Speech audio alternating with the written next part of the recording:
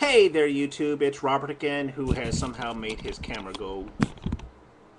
Who has made his camera go a little cockeyed. There we go. In between the time I've been on here last. All right. So to continue on from my last point, which I was making about NASA, constellations, and space travel. Okay.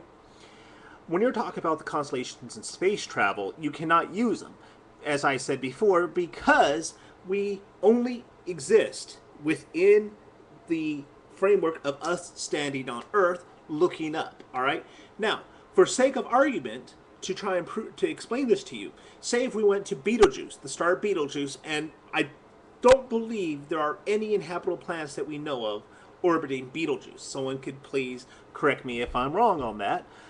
But say, for sake of argument, let's say there is an inhabitable planet on Betelgeuse. So we can go there, we send some people there, and we look up. All right? Orion, Pleiades, Jen, my wife's going to come here and explain to this, but basically the constellations we have here on Earth do not exist in different points in space because our views of those stars would be completely different. We would have to invent completely new constellations in which to do. So the constellations cannot, do not, will not be used for space exploration because they only exist when looking at them from a fixed point. Remember something, Nathan. When we look into the sky, when we look at the stars, we're not looking at a painting, okay? You are not looking at something like this, my Star Wars game, okay? You're not looking at something like this where it's completely flat and everything and, you know, there is no three-dimensional view of anything.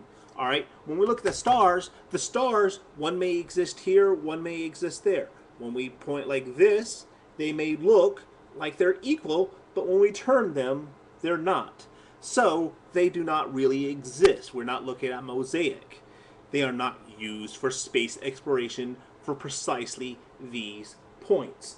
And Jen, I'm going to introduce you all to my wife. Her first time on camera. Yay! Come here, Jen.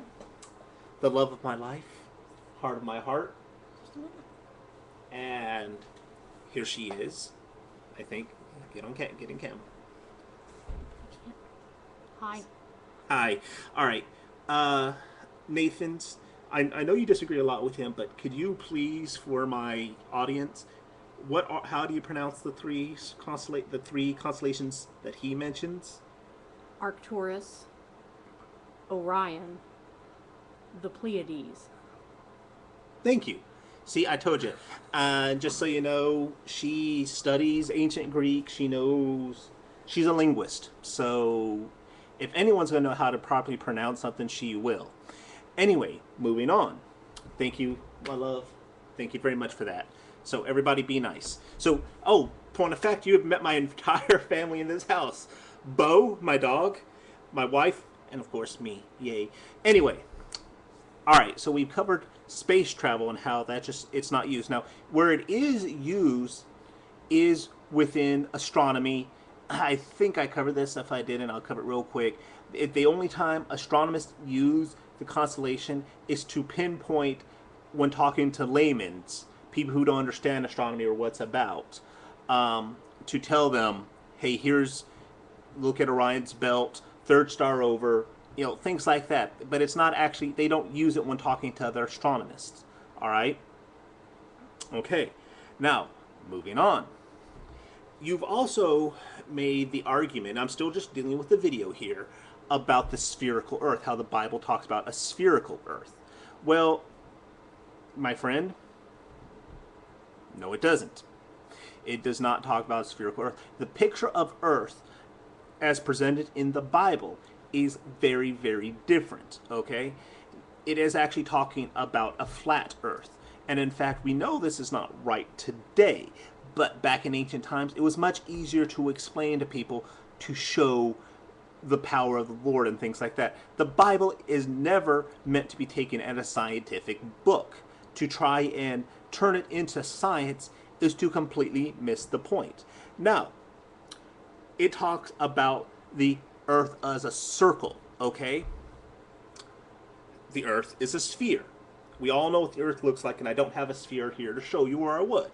This is a circle when taken into account of a non-flat flat land, meaning it has to have some kind of depth, all right, such as the CD. But it is a circle, okay? Now, I can almost hear you say, well, the Bible also says the earth hangeth upon nothing. Yes, it does. But even in the verse that you say, it talks about the pillars of the earth. It tells us the earth was set upon pillars. Okay? So my fingers represent pillars. Boom. There you go. The ends of the earth, the four corners of the earth. Okay?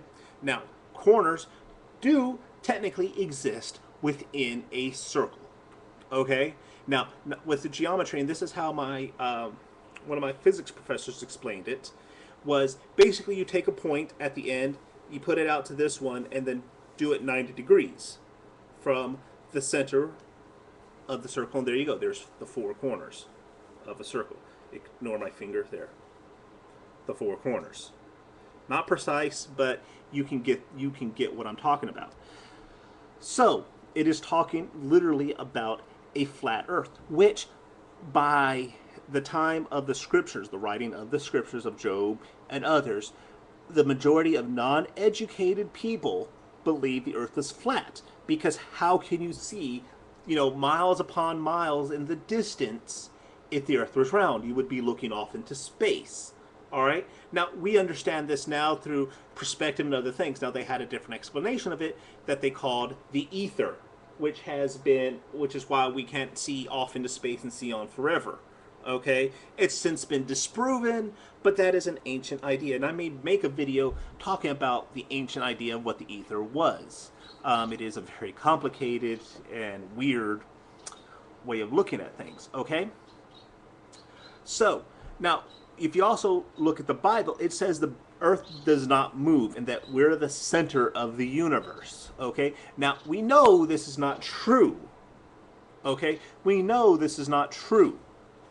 We know the earth rotates around the sun, which the sun itself rotates. The entire universe, it's constantly moving, all right? And then outside of our universe, there's other universes that move too, okay? We know this in science now, okay? Now, I am not trying to question the Bible. The Bible does have does hold authority over me, okay?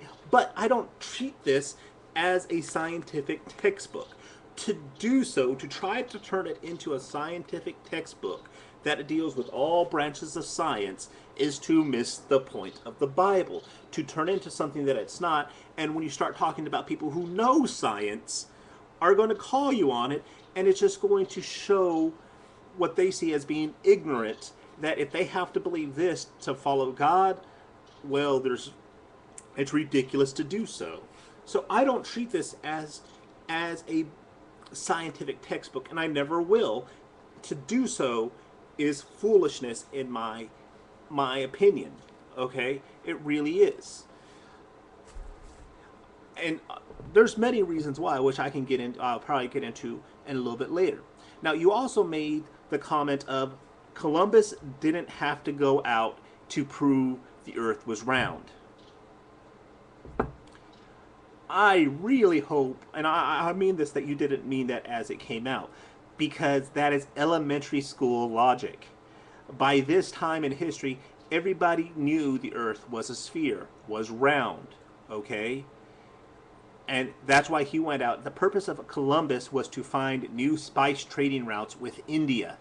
That's why the Native Americans are called Indians, because he called them Indians because he thought he had found what? What class? That's right, India.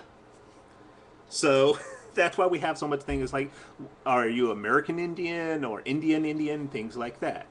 So that comment right now, I still don't understand. Okay, now I'm going to do a part 3, deal a little bit more of the video and some of the responses you have given to me when I did try to comment to you on your page. So we'll talk to everybody soon.